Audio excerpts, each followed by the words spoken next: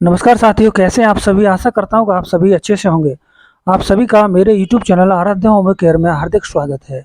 साथियों, आज मैं आपको स्लिप डिस्क के बारे में जानकारी दूंगा और इसकी विस्तार से चर्चा करेंगे।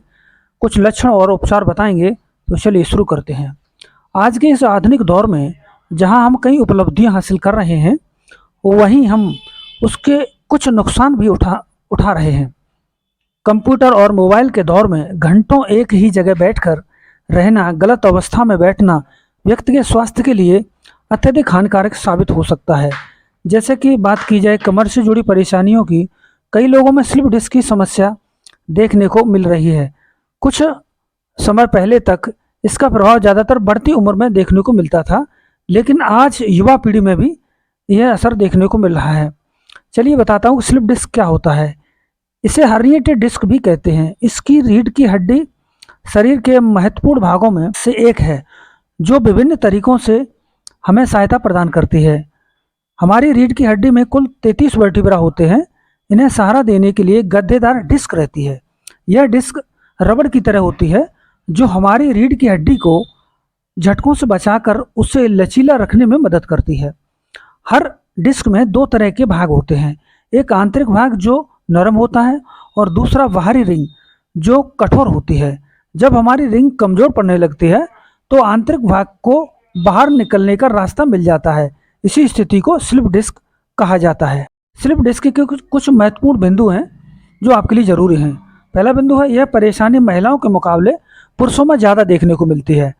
नंबर 2 है, 30 और 50 वर्ष की आयु के लोगों में कमर के निचले हिस्से में यह समस्या आमतौर पर पाई जाती है। नंबर 3 है, 40 से 60 वर्ष की आयु के लोगों में गर्दन के पास सर्वाइकल वर्टिब्रा की समस्या उत्पन्न होती है। नंबर 4 है, मौजूदा दौर में 20 से 25 वर्ष के कई नौजवानों में यह समस्या देखने को मिली है।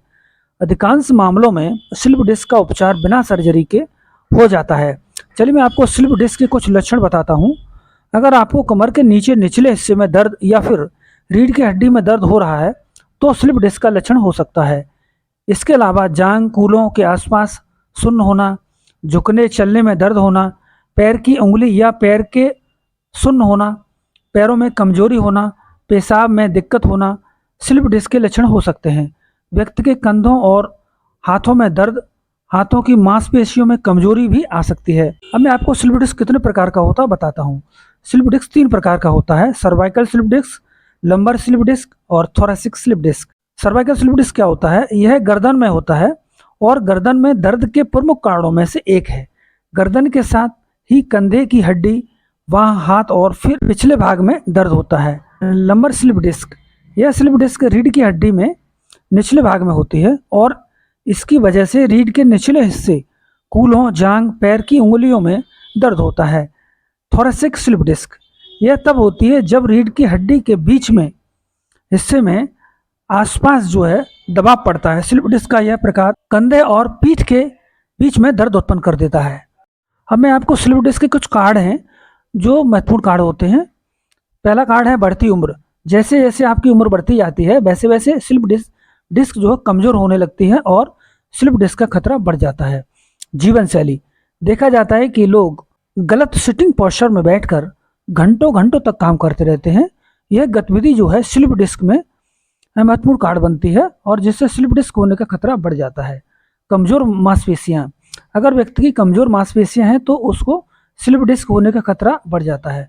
धूम्रपान भी स्लिप डिस्क को कमजोर करता है और आगे चल के उसको स्लिप डिस्क की समस्या होने का खतरा बना रहता है। भारी वजन, मोटापा, अगर व्यक्ति का ज़्यादा वजन है तो उसको भी स्लिप डिस्क होने का खतरा बढ़ जाता है। अगर आपको मोटापा भी है तो भी स्लिप डिस्क का खतरा चांसेस रहते हैं। नेक्स्ट है चोटिल डिस्क, अगर डिस्क में कहीं चोट लग गई है या आपका कोई एक्सीडेंट हो गया है, कहीं आप गिर गए हैं तो जो है स्लिप डिस्क की समस्या होने का खतरा ज़्यादा रहता है। अब मैं आपको कुछ स्लिप डिस्क की होम्योपैथिक मेडिसिन बताऊंगा जिससे ये स्लिप डिस्क की समस्या आपको हमेशा के लिए खत्म हो जाएगी। पहली दवा है CPR 200, इसके 2 ड्रॉप आपको सुबह सुबह लेने हैं खाली पेट।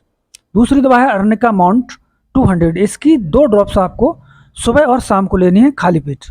तीसरी मेडिसिन है विस्कम एल्बम 30, इसको आपको 2 बूंद सुबह और शाम को लेना है खाली पेट। चौथी दवा है मेडोराइनम 200, इसको आपको 2 बूंद जो है नाइट में लेना है खाली पेट। 5वीं दवा है कोलोसिंथ क्यू, उसको 20 बूंद जो है आधा कप गुनगुने पानी में 20 बूंद 3 बार लेंगे, सुबह दोपहर और शाम को। 6वीं दवा है कैलकेरिया फ्लोरिका, ये टैबलेट है, इसको 4 टैबलेट आपको सुबह दोपहर शाम और रात को लेनी है।